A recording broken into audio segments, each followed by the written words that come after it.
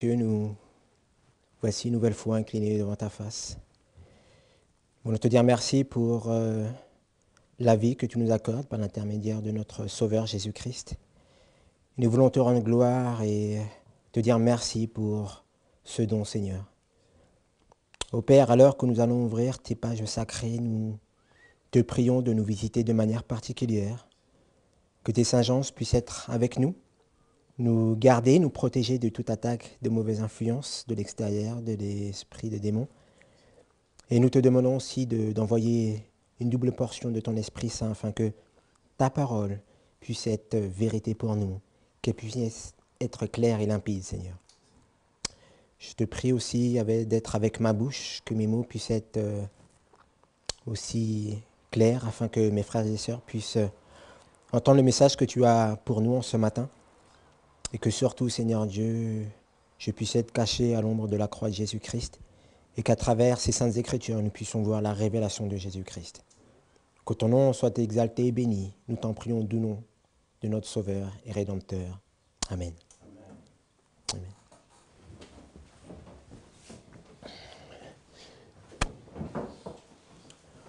Retournons dans Actes.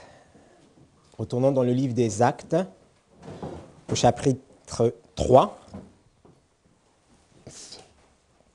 Les versets 16, 19 et 20, pardon. Acte 3, versets 19 et 20, c'est ce que nous avons lu tout à l'heure.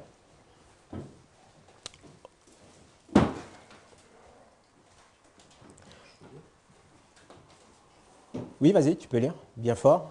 Repentez-vous donc et convertissez-vous pour que vos péchés soient effacés, afin que le temps de rafraîchissement vienne de la part du Seigneur et qu'il envoie celui qui vous a été destiné, le Christ Jésus. Merci. Donc, l'apôtre Pierre nous parle et nous dit que nous devons nous repentir, nous convertir, afin que le temps de rafraîchissement puisse venir sur nous. Donc, deux choses sont importantes pour notre temps, la repentance et la conversion, afin que nos péchés soient effacés. Depuis le 22 octobre 1844, Jésus-Christ est passé du lieu saint au lieu très saint où il officie, le grand souverain sacrificateur. Et là, il est en train d'opérer la purification du sanctuaire. Et le même procédé qui se trouve dans le sanctuaire, la purification, qui se fait dans le ciel, ça doit faire aussi ici sur terre, mais dans notre cœur. Voilà le processus, voilà le cheminement que Jésus-Christ a montré à ses disciples pour arriver à prêcher l'évangile, mais aussi pour son second avènement. Retournons dans le livre de Matthieu, chapitre 10. Donc notre premier texte était Actes, chapitre 3, les versets 19 et 20. Là, nous retournons dans le livre de Matthieu, chapitre 10. Et nous aurons le verset 14, à partir du verset 14, ce que nous avons lu aussi en première partie. Matthieu, au chapitre 10. Et partout où l'on ne vous recevra pas, et où l'on n'écoutera pas vos paroles, en sortant de cette maison ou de cette ville, secouez la poussière de vos pieds. Donc dans Jésus-Christ, à la page 342, la sœur Ouest nous dit que c'était pour montrer la solennité du message, l'importance de l'évangile, de recevoir l'évangile, qui est une question de vie ou de mort. Le verset 15 nous dit « Je vous dis en vérité que le sort de Sodome et Gomorrhe sera plus supportable au jour du jugement de celui de cette ville-là. » De quelle ville l'Éternel est en train de parler ? De Jérusalem. Donc lorsqu'il dit cette parole à ses disciples, il s'adresse particulièrement à son peuple. Donc c'est un message très important pour nous. Parce que cette histoire se répète, ce sera aussi pour nous notre expérience. Le verset 16. « Voici, je vous envoie comme des brebis au milieu des loups. Soyez donc prudents comme les serpents et simples comme la colombe. » Qui sont ces loups alors ? Qui sont ces loups ? Allons dans le livre de dans le livre des Actes,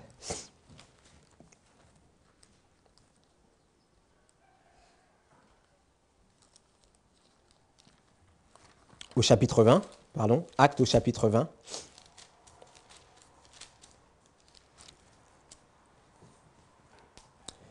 Actes au chapitre 20, à partir du verset 26. C'est pourquoi j'atteste aujourd'hui, je suis pur du sang de vous tous. Le verset 27 aussi. Car sans rien dissimuler, je vous ai annoncé tous les desseins de Dieu. Donc l'apôtre Paul, lorsqu'il prêchait l'évangile, il ne dissimulait rien du tout. Il disait la vérité telle qu'elle était en Jésus-Christ. Ok ? Donc bien souvent aujourd'hui, lorsque nous prêchons l'évangile ou lorsqu'il y a des prédications, il y a des éléments qu'on ne souhaite pas poser ou donner au monde parce qu'on pense que ça va faire peur. Message de jugement, oui, ça fait peur. Donc Satan, l'ennemi du message du troisième ange, a tourné ça d'une mauvaise manière dans le peuple de Dieu, de dire que le jugement, c'est une bonne nouvelle. Mais la Bible nous montre spécifiquement la manière dont le jugement est. Et le fait d'avoir une mauvaise compréhension de ce que représente le jugement, cela va nous montrer que nous sommes en mauvaise posture devant l'Éternel. Je vais lire le verset 28 qui nous dit « Prenez donc garde à vous-même et à tout le troupeau sur lequel le Saint-Esprit vous a établi évêque, pour paître l'Église de Dieu qu'il a acquise par son propre sang. » Donc ceux qui devaient prêcher l'Évangile à cette époque-là, avaient été envoyés par le Saint-Esprit, n'est-ce pas? Et avaient reçu le Saint-Esprit, donc c'est représentait les disciples. Le verset 29 nous dit « Car je sais qu'après mon départ, il s'introduira parmi vous des loups ravisseurs qui n'épargneront point le troupeau. » Qui sont ces loups ravisseurs qui sont dans le troupeau, qui vont revenir? Qui sont ces loups? Rappelons-nous dans Matthieu au chapitre 10 que premièrement, les disciples ont été envoyés où? À Jérusalem. Donc l'apôtre Paul, lui-même qui faisait partie des responsables de l'Église, après il a accepté le message. Il a eu une révélation de Jésus-Christ, il a accepté l'Évangile. Et il a été prêché aux gentils. Mais lorsqu'il prêchait aux gentils, lorsqu'il prêchait au peuple de Dieu, est-ce que les gens de la synagogue acceptaient le message de l'apôtre Paul? Non. Les loups dont l'Éternel fait mention dans Matthieu chapitre 10 représentent les leaders d'Israël. Ceux qui ont refusé le message, ceux qui ont poussé le peuple à refuser le message, ceux qui ont commencé la persécution des disciples. Saul n'était-il pas un persécuteur? Oui. Et pourtant, il disait qu'il pensait et il disait qu'il faisait la volonté de l'Éternel. Mais à cause des mauvaises compréhensions de la parole, ça l'a poussé à rejeter Jésus-Christ. Mais l'Éternel est bon, n'est-ce pas? L'Éternel l'a repris. Il a une révélation de Jésus-Christ. Et par la grâce de Dieu, il l'a permis de revenir à lui. Retournons dans Matthieu, au chapitre 10. Nous allons lire le texte pour l'avoir sur les yeux, pour affirmer que premièrement le message était donné à Jérusalem. Donc là, c'est lorsque l'Éternel encore leur donne leur première mission. Je vais lire à partir du verset 5. Jésus envoya ces 12-là, et il leur donna ses ordres en disant « N'allez point vers qui? Vers les païens, les gentils, et n'entrez dans aucune ville des Samaritains, mais allez plutôt où? Vers les brebis perdues de la maison d'Israël. » Donc, premièrement, le message doit être donné au peuple de Dieu dans l'Église. Mais lorsque la Bible nous montre que lorsque les hommes, le peuple de Dieu, refusent le message, qu'est-ce que nous devons faire? Secouer nos souliers. Parce que c'est un message solennel. Il y a des gens qui doivent entendre le message de la vérité. Nous devons continuer le message. Allons dans le livre de Jean, au chapitre 16. Est-ce que l'Éternel avait prévenu ses disciples des difficultés, des dangers de prêcher l'Évangile? Oui ou non? Oui, parce que l'Éternel ne fait rien sans avertir ses serviteurs, les prophètes. Donc aussi ses disciples et les apôtres. Donc avant que Jésus-Christ ne meure et qu'on le livre, Jésus-Christ leur avait révélé toutes les choses. Dans Jean chapitre 16, le verset 33, la Bible nous dit « Je vous dis ces choses afin que vous ayez la paix en moi. Vous aurez des afflictions dans le monde, mais prenez courage, car quoi? J'ai vaincu le monde. » Donc quoi qu'il se passe, ils devaient prendre courage en Jésus-Christ, parce que c'est qui les envoyait? Pas les Sanhédrins, pas les sacrificateurs, mais la vérité même, Jésus-Christ. Donc nous n'avons rien à craindre de ce que peuvent faire les hommes. Oui? Parce que c'est Jésus-Christ qui nous envoie. Et Jésus-Christ a tout établi, a tout mis en place afin qu'on puisse faire le travail. C'est à nous de rentrer dans les plans de l'Éternel. Amen. Allons dans le chapitre 15. 15 à partir du verset 18. Jésus-Christ ne cache rien à ses disciples. Jésus-Christ ne nous cache rien, nous qui vivons en 2013. Parce qu'il n'y a rien de nouveau sur le soleil, nous dit Salomon. Jean chapitre 15, les versets 18 et 19. « Si le monde vous hait, sachez qu'il m'a haï avant vous. Si vous étiez du monde, quoi? Le monde aimerait ce qui est à lui. » On va faire une pause là. Donc, si vous aimez le monde, si le monde vous hait, sachez qu'il m'a haï avant vous. Donc il y a une séparation ici entre l'œuvre de Christ, Jésus-Christ lui-même et qui? Le monde. Ouais. Le verset 19, la première phrase nous dit « Si vous étiez du monde, le monde aimerait ce qui est à lui. » Mais aujourd'hui, l'évangélisation moderne dans le peuple de Dieu, c'est qu'on doit se faire aimer du monde, n'est-ce pas? Ouais. Donc, qu'est-ce qu'on va faire? On va adapter notre Bible, les principes de l'Éternel, aux principes de quoi? Du monde. Mais la Bible nous dit que si le monde nous aime, et le monde a haï Christ, c'est qu'il y a un problème dans notre démarche, oui ou non? La plateforme de l'Évangile, pour interpeller le monde, sert sur la vérité. Plusieurs fois, la Bible nous dit que est-ce qu'on doit se conformer au monde? Non.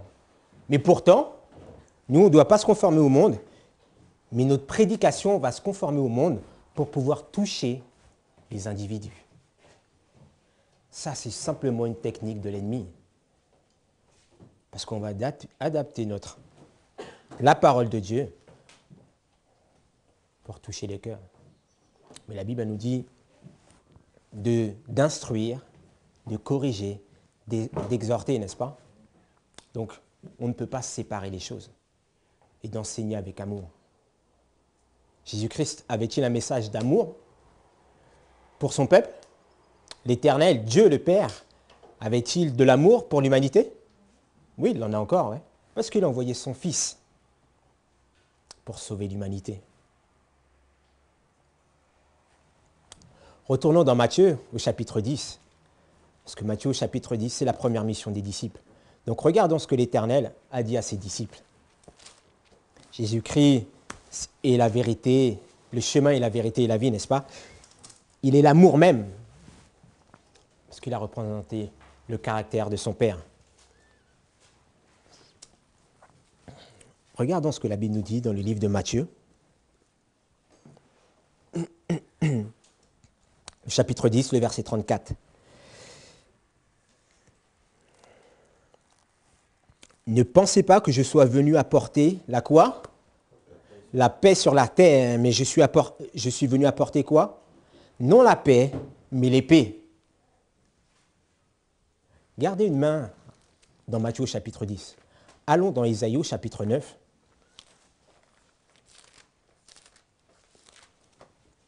Regardons ce que la Bible nous dit dans dans Ésaïe chapitre 9. Donc l'Éternel, il dit qu'il n'est pas venu apporter quoi? La paix, mais l'épée. Regardons ce que Ésaïe, le prophète Ésaïe, nous dit concernant la personne de Jésus-Christ. Vous êtes prêts? Ésaïe chapitre 9, le verset 5. Car un enfant nous est né. Qui est cet enfant? Jésus-Christ. Ok?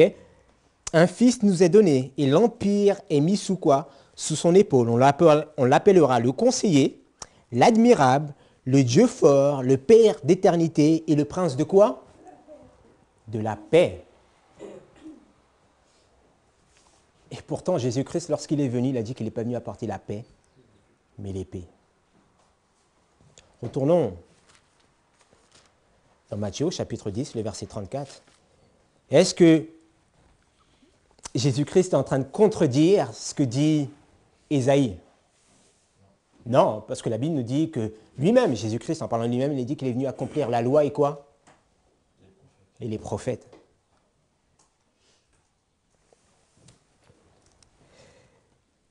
Relisons le verset 34. Ne pensez pas que je sois venu apporter la paix sur la terre, mais je suis venu apporter non la paix, mais l'épée. Qu'est-ce que représente l'épée dans la parole? C'est une division, ok? Donc une division, c'est minimum 2 catégories de personnes. Genèse 3,15. C'est exactement la même chose. C'est l'évangile et l'éternel que Jésus-Christ est venu apporter. Ouais. Mais qu'est-ce que représente l'épée dans la parole? La parole de Dieu. Ok, donc l'Éternel, lorsqu'il vient apporter la parole de Dieu, il est venu apporter l'évangile éternel. Ouais. Oui ou non? Mais rappelons-nous, ceux qui sont dignes, ils reçoivent la paix de l'Éternel. Oui? Ceux qui sont indignes, ils reçoivent les jugements. Ils reçoivent les jugements. Parce que, quel était le message de Jésus-Christ lorsqu'il a commencé son ministère de sa première prédication, son première, comment dire ça? Lorsqu'il a commencé, son ministère, quel était son message? Repentez-vous. Prenons-le ensemble. Marc, chapitre 1er, les versets 14 et 15. Le même message que Jean-Baptiste, le même message que tous les disciples.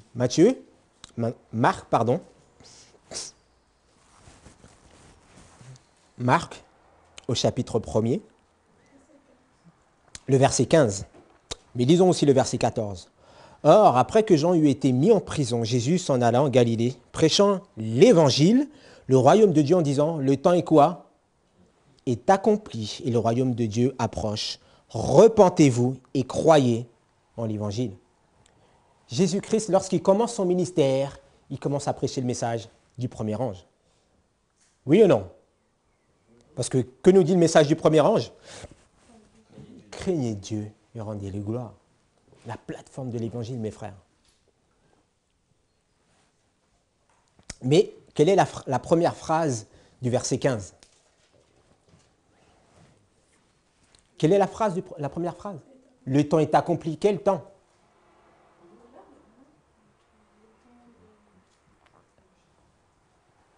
Quel temps? Les Juifs attendaient qui? Le Messie, ouais. Daniel au chapitre 9, la prophétie de Daniel qui annonçait le Messie. Donc lorsque le Messie était là, lorsque les événements étaient arrivés, Jésus-Christ leur a dit, le temps est accompli. Donc le peuple devait reconnaître quoi?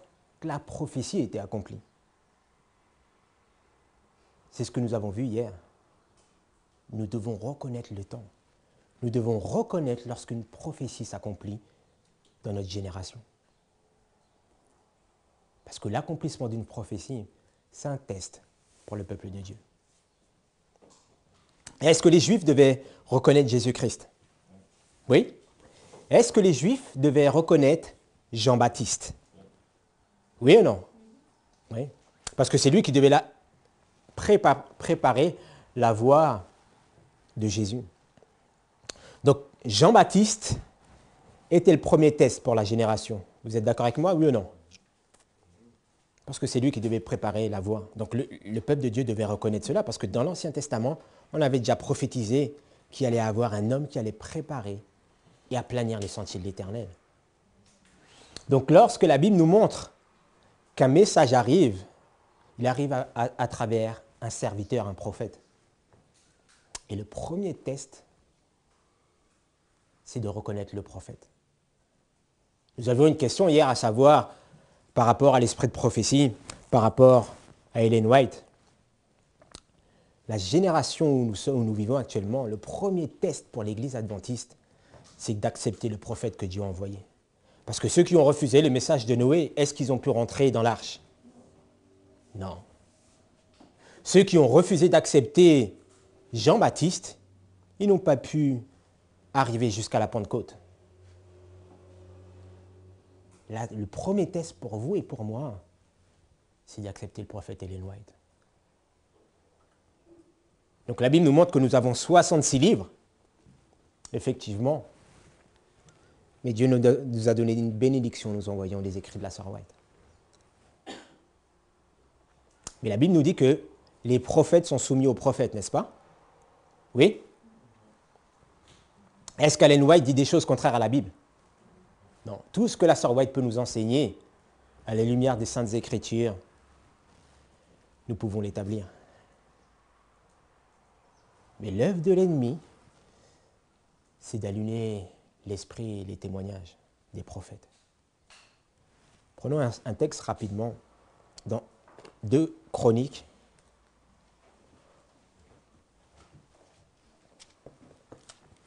Deux Chroniques au chapitre 20.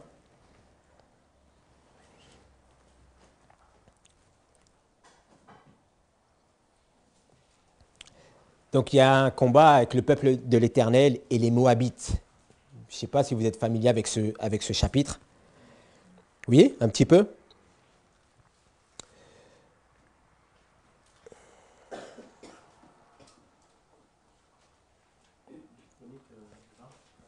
Deux Chroniques 20.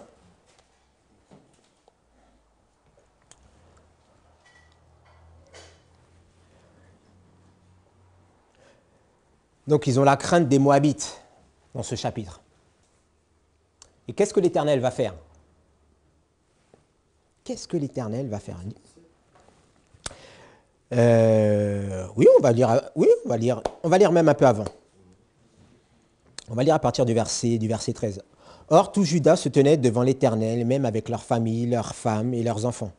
Alors l'Esprit de l'Éternel fut sur Jachaziel, fils de Zacharie, fils de Benaja, fils de Jéel, fils de Métania, lévite, d'entre les enfants d'Azaph, au milieu de l'assemblée. Et il dit, vous tous, Juda et habitants de Jérusalem, et toi, roi Josaphat, soyez attentifs, ainsi vous dit l'Éternel. Ne craignez point et ne soyez point effrayés à cause de cette grande multitude, car ce ne sera pas à vous de combattre, mais à qui? À Dieu. Descendez demain contre eux. Les voici qui montent par la montée de Tsi, et vous les trouverez à l'extrémité de la vallée, en face du désert de Jéruel. Ce sera point à vous de combattre de cette bataille. Présentez-vous, tenez-vous là, et voyez la délivrance que l'Éternel va vous donner. Juda et Jérusalem, ne craignez point et ne soyez point effrayés. Donc ils doivent avoir l'expérience du message du premier ange. Ne craignez point. Demain, sortez au-devant d'eux, et l'Éternel sera avec vous. Alors Josaphat s'inclina le visage contre terre, et tout Juda et les habitants de Jérusalem se jetèrent devant l'Éternel, se prosternèrent devant l'Éternel. Et les Lévites, d'entre les enfants des Kahatites et d'entre les enfants de Corite, se levèrent pour célébrer l'Éternel, le Dieu d'Israël, d'une voix forte et haute. Puis le matin, ils se levèrent de bonne heure et sortirent vers le désert de Tekoa. Et comme ils sortaient, Josaphat se tint là et dit, Juda et vous, habitants de Jérusalem, écoutez-moi, croyez en qui? En l'Éternel, votre Dieu, et vous serez où? Comment? En sûreté. Et croyez en qui? En ses prophètes, et vous quoi? Vous réussirez. Une double bénédiction de croire en l'Éternel et de croire en ses prophètes. Amen. Donc dans ce test-là, pour cette génération, ils devaient écouter qui? L'Éternel. Mais l'Éternel parlait à travers qui? Son prophète. Ouais. Parce que le prophète, il ne parle pas de lui-même. Il parle au nom de qui? De l'Éternel. Donc les hommes qui n'ont pas écouté le serviteur à ce moment-là, est-ce qu'ils ils auront pu aller à la délivrance? Non, ils allaient se mettre en danger. Donc ils devaient écouter le prophète. C'est le même principe dans toute la parole de Dieu. Le premier test pour le peuple de Dieu, c'est d'accepter le prophète. Amen. Amen.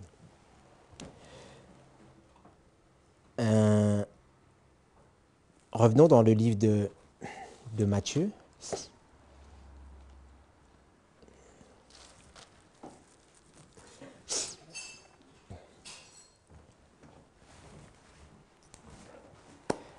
Est-ce que Jésus était un prophète?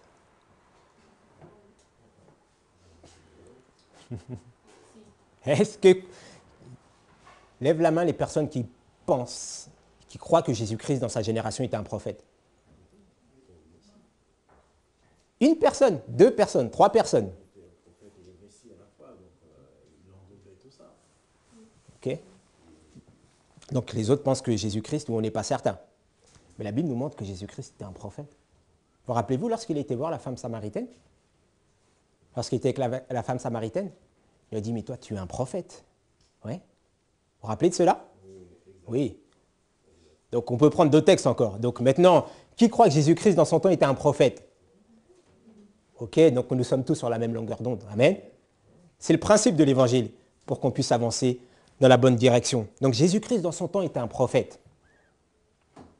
Mais rappelez-vous que la base du message, c'est sur trois messages.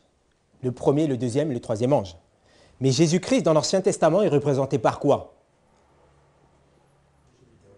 Comment? L'ange de l'Éternel, ok. Mais de quelle manière encore? Il est symbolisé.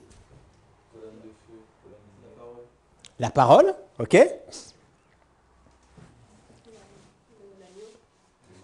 Le sanctuaire, oui. Jésus-Christ veut être où? Au milieu de son peuple.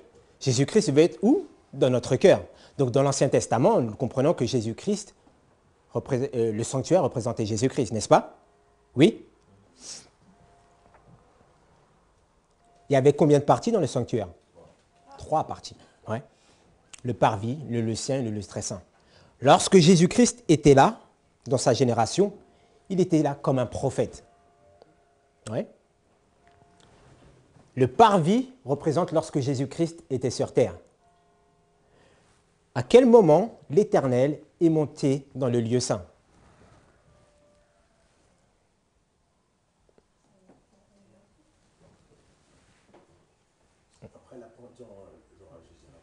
Après la résurrection. Ok, après la résurrection, en l'an 31. Ouais. Il était faire quoi? Le principe de rentrer dans le lieu saint? Il était officier. Ok, qui rentrait dans le lieu saint? Le sacrificateur. Ouais.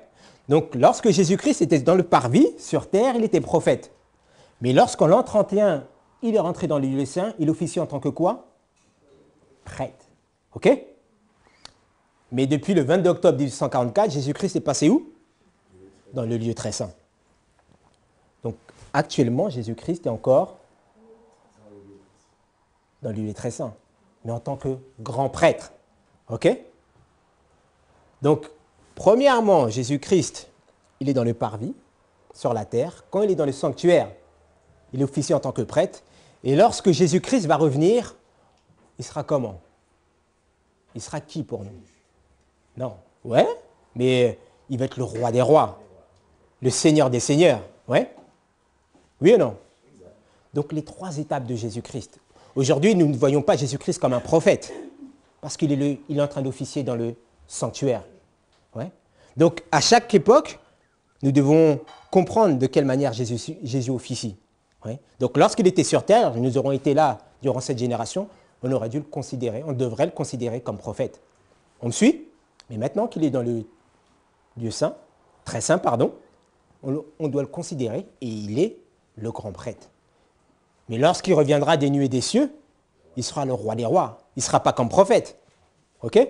Donc, c'est le cheminement du sanctuaire, mais aussi de l'œuvre de Jésus-Christ. Regardons ce qu'il nous dit dans Matthieu chapitre 10, le verset 35.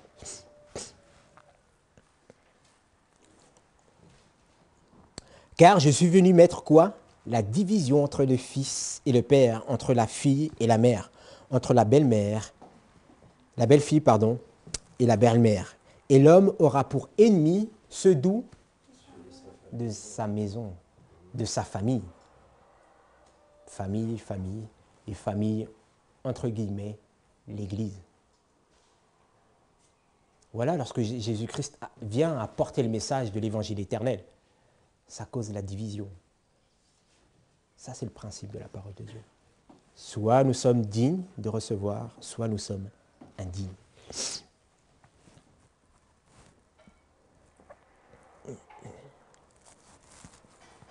Et qu'est-ce que ça a produit, le fait que les disciples prêchent l'évangile? Qu'est-ce que ça a produit?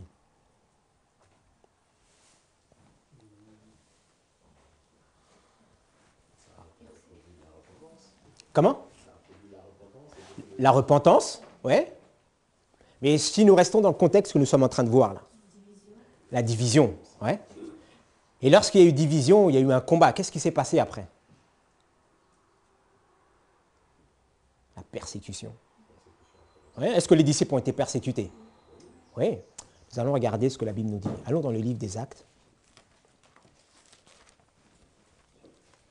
au chapitre 4.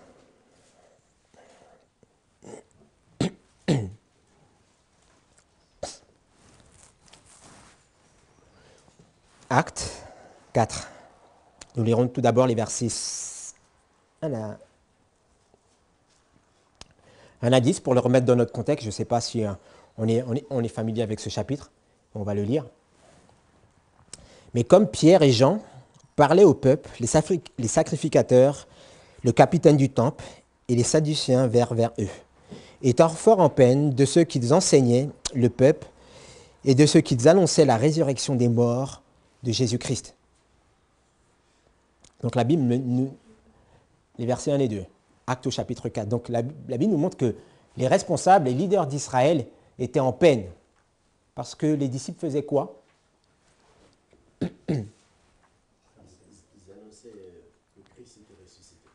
Ils enseignaient. Donc c'est toujours la parole qui cause la division. Ce ne sont pas les hommes. C'est la parole. C'est la parole. Le verset 3. Et ils mirent les mains sur eux et les jetèrent où? En prison jusqu'au lendemain parce qu'il était déjà tard. Mais plusieurs de ceux qui avaient entendu la parole crurent et le nombre des hommes furent de combien? D'environ 5000. Mais il arriva le lendemain que les chefs du peuple, les anciens et les scribes s'assemblèrent à Jérusalem.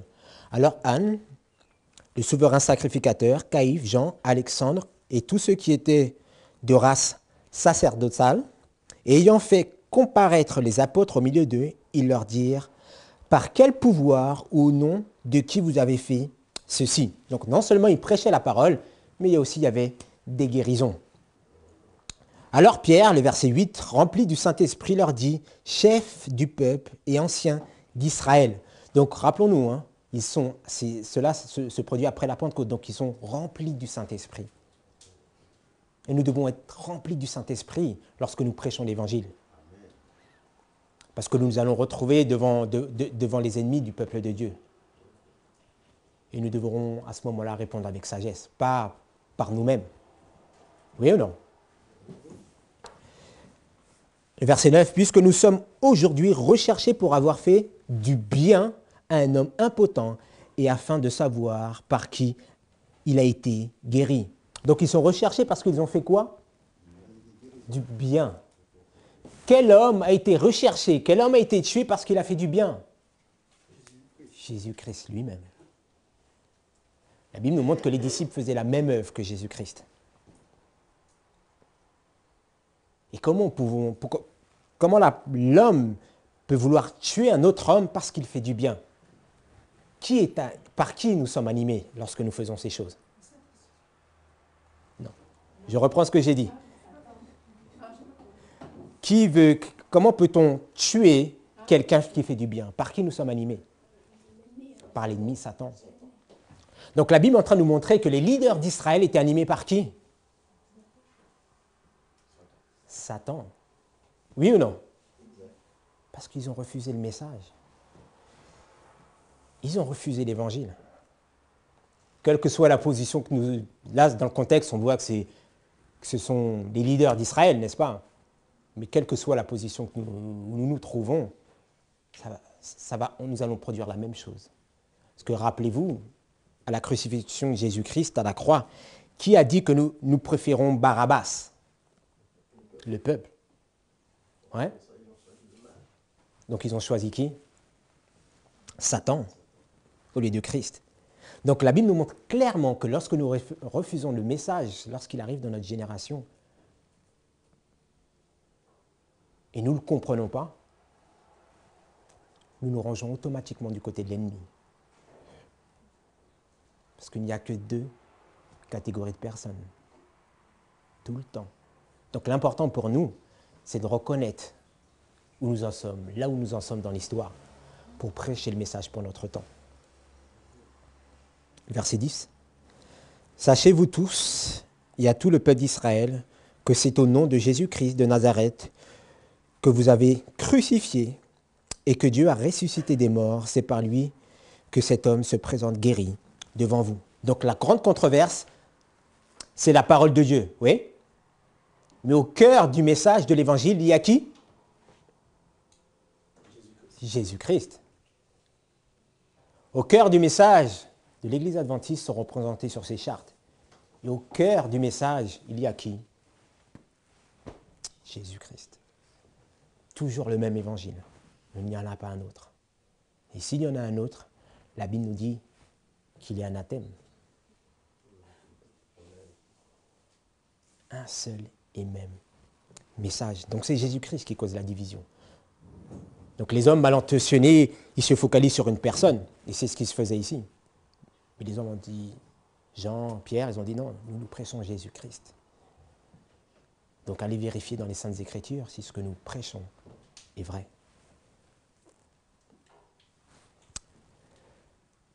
Sautons quelques versets, allons au verset 15.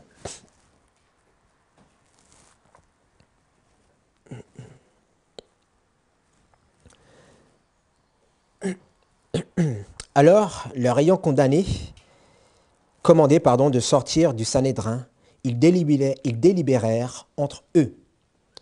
Le Sanhédrin, c'est là où se réunissaient qui? Tous les responsables de l'Église. Ouais. Donc pour nous, aujourd'hui, le Sanhédrin représente quoi? Qui? Non, nous, ça, c'est petit, ça. Là, c'est le Sanhédrin, c'est le grand. La conférence générale. La conférence générale. Là, le Sanhédrin, c'est la conférence générale. Ce n'est pas le petit comité local de l'Église, c'est la conférence générale. Donc, ils se réunissent pour pouvoir tuer le message, tuer les serviteurs, tuer la vérité. Les leaders d'Israël aujourd'hui, les leaders du peuple adventiste, rejettent les fondements qui sont derrière moi. Ils rejettent l'esprit de prophétie. Parce que là, l'esprit de prophétie est en accord avec les chartes, les fondements de l'Église. La Bible nous montre que l'histoire se répète. Regardons qui nous devons suivre. Le verset 16. « Disons, que ferons-nous de ces hommes? Car c'est une chose connue de tous les habitants de Jérusalem qu'ils ont fait un miracle évident, et nous ne pouvons pas le nier. » Donc, ils ont fait un miracle, ouais, selon l'Éternel. Ils ont prêché selon l'Éternel. Donc, les hommes savent pertinemment que ce que les disciples prêchaient était la vérité. Oui ou non? Oui?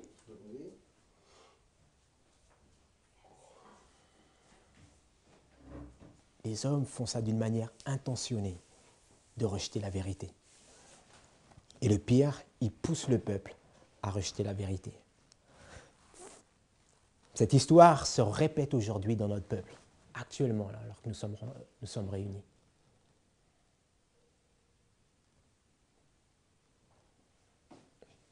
Nous sommes réunis pour partager la parole de Dieu, pour prier ensemble, pour Dieu nous montre la voie et de quelle manière nous devons prêcher l'Évangile. Mais la vérité nous montre que si nous sommes établis sur la vérité présente pour notre génération, l'Église ne sera pas derrière nous, l'Église ne sera pas là pour nous soutenir.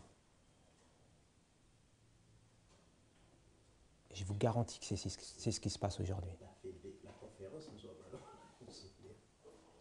L'église, c'est le peuple de Dieu. L'institution. D'accord. Parce que les disciples, c'est Jésus-Christ qui les a envoyés. Ce n'est pas le Saint-Nédrin. Celui qui nous envoie, c'est Jésus-Christ. Et pas notre pasteur, ni notre ancien, ni Ted Wilson. Mais Jésus-Christ est la vérité. Amen. Amen. Verset 18.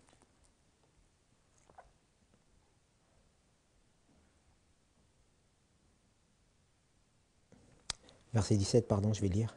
Mais afin que cela ne se répande par davantage parmi le peuple. Donc, ils ne veulent pas que la vérité se répande. Ça, c'est Satan. C'est Satan, il ne veut pas que la vérité se répande à travers le peuple. Il préfère que les hommes écoutent des hommes et suivent la tradition. Défendons-leur avec de grandes menaces de parler de qui que ce soit en ce nom-là. Et de quel nom ils parlent? De Jésus-Christ. Alors que Jésus-Christ est venu, est mort et ressuscité. Et eux, ils ne comprennent pas. Verset 18, et les ayant rappelés, ils leur défendirent absolument de parler et d'enseigner au nom de Jésus-Christ. Mais Pierre et Jean leur répondirent, jugez s'il est juste devant Dieu, jugez s'il est juste devant Dieu de vous obéir plutôt qu'à Dieu. Nous devons obéir à Dieu plutôt qu'aux hommes. Regardez ce que cela produit, l'œuvre de l'esprit satanique. Lisons à partir du verset, je vais continuer à lire le verset 20. Car pour nous, nous ne pouvons pas ne pas parler des choses que nous n'avons pas vues et entendues. Ils les renvoyèrent donc avec de grandes menaces, ne trouvant pas le moyen de les punir à cause du peuple, parce que tous glorifiaient Dieu de ce qu'ils étaient, de ce qui était arrivé. Donc la gloire ne revient pas aux disciples. Lorsque nous prêchons l'Évangile, c'est pour rendre gloire à Dieu, pour que les hommes puissent être sauvés, pas pour notre propre gloire. Les dirigeants du peuple faisaient ça pour leur propre gloire, parce que l'Église, parce que la synagogue commençait à être vide. Mais eux, ils voulaient suivre la vérité. Car l'homme sur qui cette miraculeuse guérison avait été faite avait plus de 40 ans. Après qu'on les eut relâchés, ils vinrent vers les leurs et racontèrent tout ce que les principaux sacrificateurs et les anciens leur avaient dit. Eux, l'ayant entendu, élevèrent d'un commun accord leur voix et à Dieu et dirent, « Seigneur, tu es le Dieu qui a fait le ciel, la terre et la mer et toutes les choses qui y sont, et qui a dit par la bouche de David, son serviteur, » regardons ce que la Bible nous dit, ce que David nous dit. « Pourquoi les nations sont-elles en rumeur et pourquoi les peuples projettent-ils des choses vaines ?» Donc il y a un bruit dans le monde, ouais. Les nations, ils projettent des choses vaines. Qu'est-ce qu'ils projetaient de faire? Qu'est-ce qu'ils ont projeté de faire? Le peuple de Dieu, les responsables du peuple de Dieu, de rejeter la vérité et de tuer ceux qui acceptent la vérité. Lisons le verset 26. Les rois de la terre se sont levés et les princes se sont assemblés contre qui? Le Seigneur et contre son oint. Les rois de la terre se sont levés contre son oint. Qui est le oint? Qui est-il? C'est Jésus-Christ, ouais. Est-ce que le monde s'est associé pour tuer Jésus-Christ? Oui. Mais regardons dans le contexte, les disciples reprennent cette parole de David et se l'approprient. Oui ou non? C'est leur expérience. C'est leur expérience. Allons donc voir dans quel livre Daniel nous raconte et nous reprend ces choses. Allons dans le livre des psaumes. David, pardon, merci. David.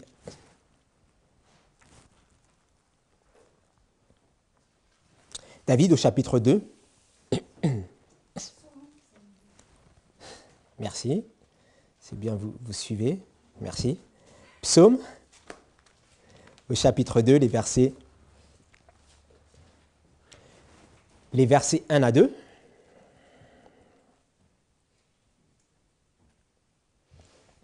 Pourquoi ce tumulte parmi qui? Les nations. Et pourquoi les peuples projettent-ils des choses vaines? Les rois de la terre se sont levés et les princes se sont concertés ensemble contre l'Éternel et contre ton oint. Donc lorsque David a écrit ce psaume, il est en train de prophétiser, n'est-ce pas? Oui. Donc il est en train de prophétiser pour qui? Pour Jésus-Christ. Et pour qui encore? Pour nous, mais avant nous, pour les disciples. Ouais. Retournons dans le livre des Actes, au chapitre 4.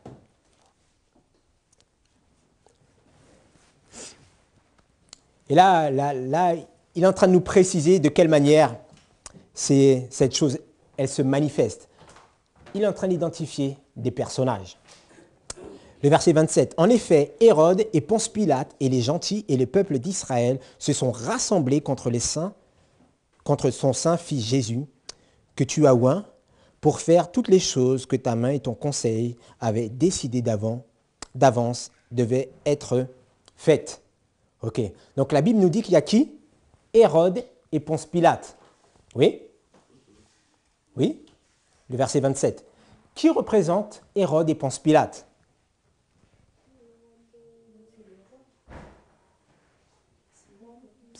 C'est Rome. Oui? Oui, Rome. Oui? Qui représente? Les gentils, ce sont les gentils, les païens. Ok? Qui représente le peuple de Dieu? Là, ce n'est pas vraiment le peuple de Dieu. Parce que la Bible elle nous dit que Hérode, Ponce Pilate, les gentils et le peuple de Dieu se sont associés pour faire quoi? Tuer Jésus-Christ. Oui? C'est le contexte. Allons dans le livre de Luc, pardon. Donc, on voit combien d'ennemis dans le verset 27. Ponce Pilate et Hérode, Rome, les gentils, et qui? Le peuple d'Israël. Ouais. Donc, il y a combien d'ennemis? Il y a 3 ennemis. Notez cela, il y a 3 ennemis. Allons dans Luc au chapitre 23, lors de la crucifixion de Jésus-Christ. Luc au chapitre 23, le verset 38. Et vous vous rappelez, lorsque Jésus-Christ a été crucifié, qu'est-ce qu'il y avait écrit sur la pancarte? Roi des Juifs, ouais. C'était écrit en quelle langue? En hébreu, en latin et en grec. Donc, et rappelez-vous combien on avait d'ennemis? 3 ennemis. Rome, les gentils et le peuple de Dieu. Là, nous voyons encore les 3 ennemis qui sont manifestés. Parce que c'est écrit en grec, qui représente les gentils. Oui ou non? Oui. Nous voyons le latin qui représente qui? Rome. Et nous voyons l'hébreu qui représente qui? Ouais. Le peuple de Dieu s'est associé avec des gens qui rejetaient Jésus-Christ pour tuer Jésus-Christ. Le peuple de Dieu s'est associé avec des hommes et des femmes qui ont prêché l'Évangile. Non, le peuple de Dieu s'est associé avec des hommes et des femmes qui ont rejeté l'Évangile pour tuer les disciples. C'est juste une répétition. Vous me suivez?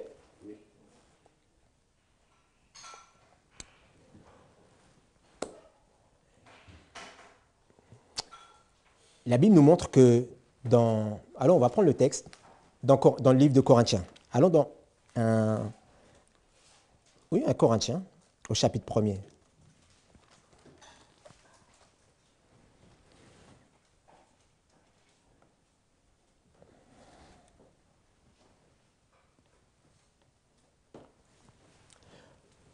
Nous allons montrer un principe pour montrer de qui est représenté par les Grecs qui ont tué Jésus-Christ. Ok?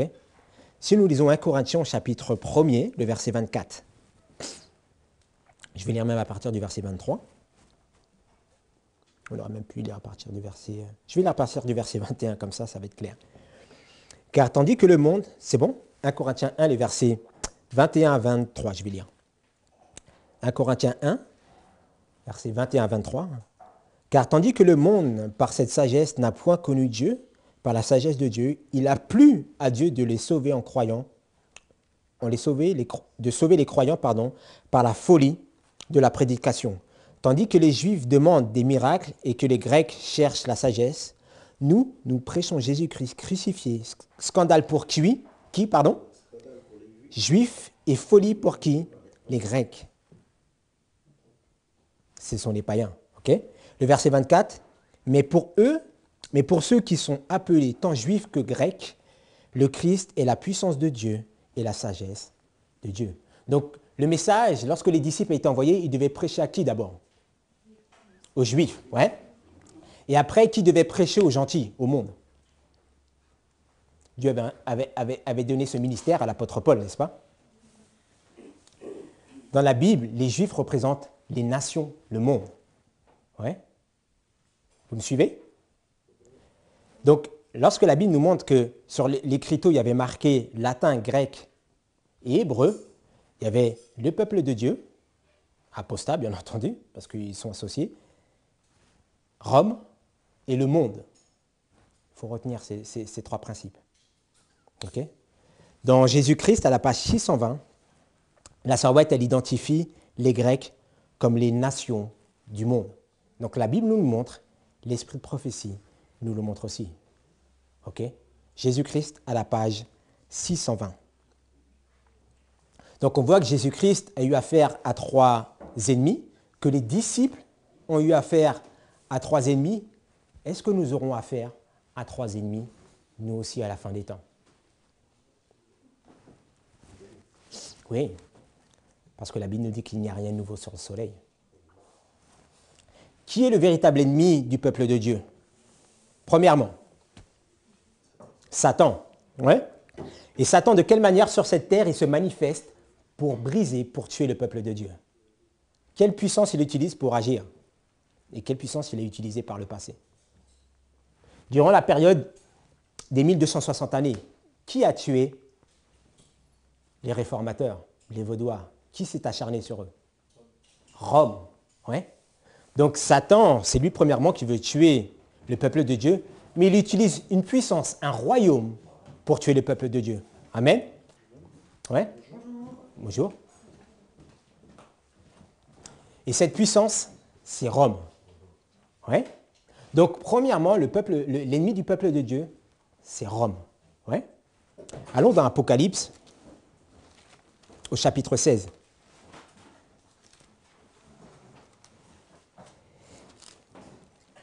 Et dans Apocalypse, au chapitre 16, de quelle manière, quel nom on donne aussi à Rome?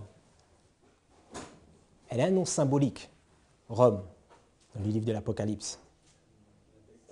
La bête, ouais. Le dragon, ouais. Quoi encore? Non, ça c'est la bataille d'Armageddon, ok? C'est la grande ville, la grande cité. Comment elle s'appelle? Babylone. Ouais. Donc Rome est égal à quoi? À Babylone. Okay? Rome, c'est la Babylone spirituelle à la fin des temps. Okay? Lisons le verset 19, qui représente de quelle manière est Babylone.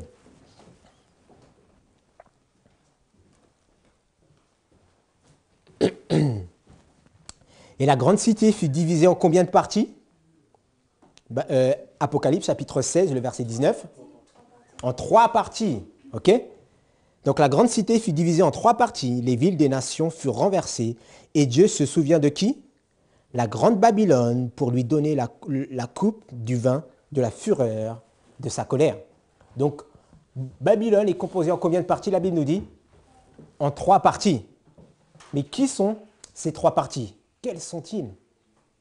Lisons le verset 13. Et je vis sortir de la gueule du dragon, de la gueule de la bête et de la bouche du faux prophète 3 esprits immondes semblables à quoi? À des grenouilles.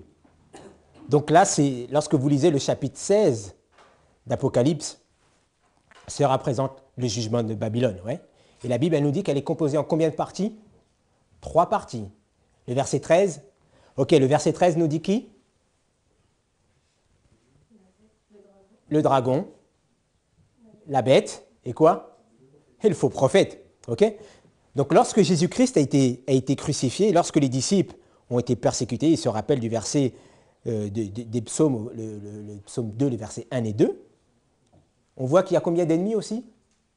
3 ennemis. Le peuple de Dieu à la fin des temps a 3 ennemis, composés par le dragon, la bête et le faux prophète. Donc, lors de la crucifixion de Jésus-Christ, qui est le faux prophète? Quel est le principe d'un prophète? Ouais, de parler. Oui, mais il parle au nom de qui?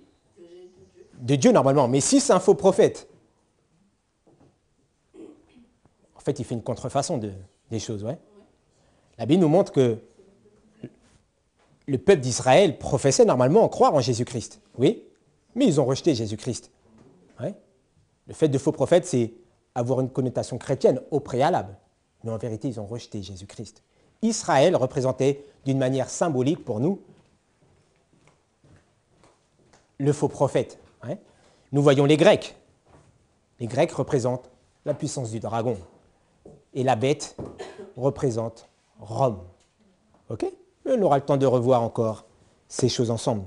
Ce motif-là est pour nous montrer que l'histoire se répète pour notre génération. Nous avons affaire à un ennemi qui est composé en 3 parties. Le dragon, la bête et le faux prophète.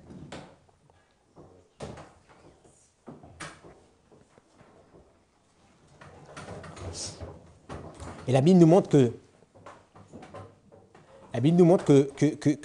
ces hommes, le dragon, la bête et le faux prophète, vont s'associer pour tuer et briser, persécuter le peuple de Dieu. Parce que c'est ce qui s'est passé pour Jésus-Christ, oui, c'est ce qui s'est passé pour les disciples. Nous allons arriver à la fin de notre méditation. Allons dans le livre des Actes, au chapitre 14.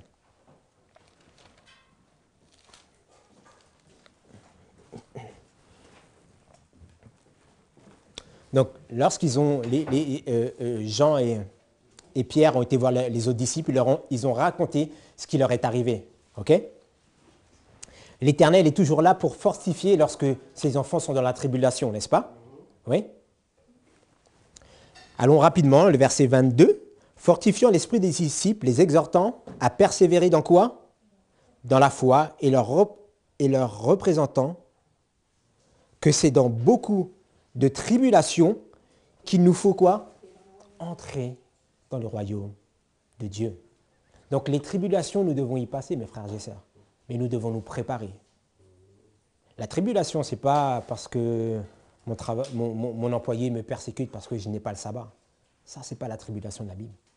La tribulation dans la Bible, c'est une question de vie ou de mort atteinte dans notre vie. Lorsqu'on voit le contexte de Jésus-Christ, lorsqu'on voit le contexte des disciples. OK? Donc la Bible nous dit que Jésus-Christ nous donne un encouragement. Amen. Amen. Lorsque nous sommes dans la tribulation, mais pour la tribulation à venir.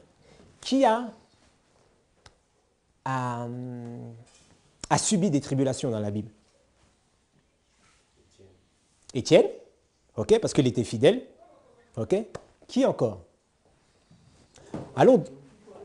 Paul. Oui, on prendra un texte tout à l'heure. Allons dans le livre d'Apocalypse au chapitre 1er. Apocalypse chapitre 1er.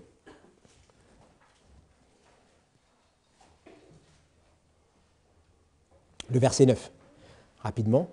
Moi, Jean, votre frère, et qui est part avec vous à quoi? À la tribulation et au Christ, et au règne, et à la patience de Jésus-Christ, j'étais dans l'île appelée Patmos pour la parole de Dieu et pour le témoignage de Jésus-Christ. Donc, pour quelle raison il se retrouvait sur l'île de Patmos? À cause de Jésus. Ouais, et quoi encore? À cause de la parole. Parce qu'il a témoigné pour Jésus-Christ. Il a prêché l'évangile éternel. On l'a exilé. On l'a exilé. Et tous les disciples, c'était le dernier disciple qui restait. Tous les autres, on les a tués.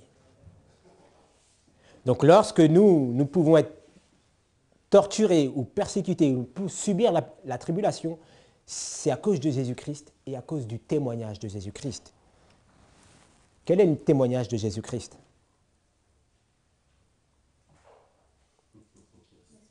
L'esprit de prophétie. Notez-le, Apocalypse 19, le verset 10. Il gardait la parole de Dieu et les écrits des prophètes. Si nous ne gardons pas la parole de Dieu et les écrits des prophètes, nous sommes déjà dans le camp du faux prophète. Du faux prophète. Dernier texte, je vais sauter, 1 Corinthiens au chapitre 16. Et nous finirons par la prière. 1 Corinthiens au chapitre 16. 16.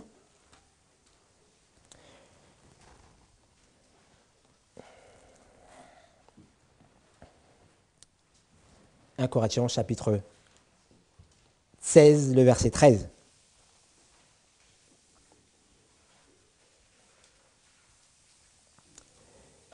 Dans 2 Timothée 4, les versets 16 et 17, l'Éternel donne la délivrance pour son peuple, à son peuple. Ok? Regardons ce qu'il nous dit dans le livre de Corinthiens au chapitre 16, le verset 13. Veillez, et quoi? Demeurez ferme dans la foi, agissez courageusement, fortifiez-vous. Nous devons demeurer fermes dans la foi en Jésus-Christ. Nous devons demeurer fermes sur les fondements, la plateforme de l'Évangile. Si nous ne demeurons pas fermes sur la plateforme, automatiquement, nous allons joindre le camp de l'ennemi. Mais la Bible nous dit que nous devons veiller. Et en général, à chaque fois que nous avons le mot « veiller », c'est associé à quoi? Veiller et prier. Prions.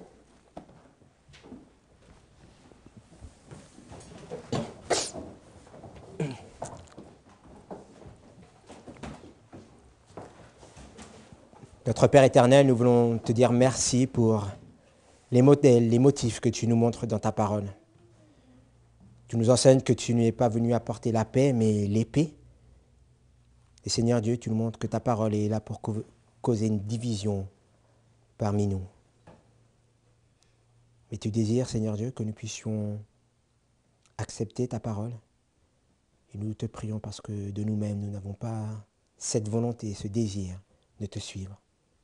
Ô Seigneur, que nous ne puissions pas fermer la porte de notre cœur, de notre entendement, mais que nous puissions avoir un esprit d'humilité et de la crainte de ton nom, afin que nous puissions accepter ta parole et marcher dans tes voies, Seigneur. Que nous puissions veiller sur nous-mêmes et être établis sur la plateforme de la vérité, afin que nous ne puissions pas être envahis et balayés par les attaques de l'ennemi, Seigneur. La même manière dont tu as gardé et protégé ton Fils, tes disciples, c'est la même manière que tu vas opérer aujourd'hui, Seigneur, en restant ferme sur ta parole et sur les témoignages. Ô Père, merci pour cette bénédiction, ces riches paroles que tu nous as données en ce jour, et que ton nom soit exalté et béni, sous le nom de notre Sauveur et Rédempteur, que nous te prions. Amen. Amen.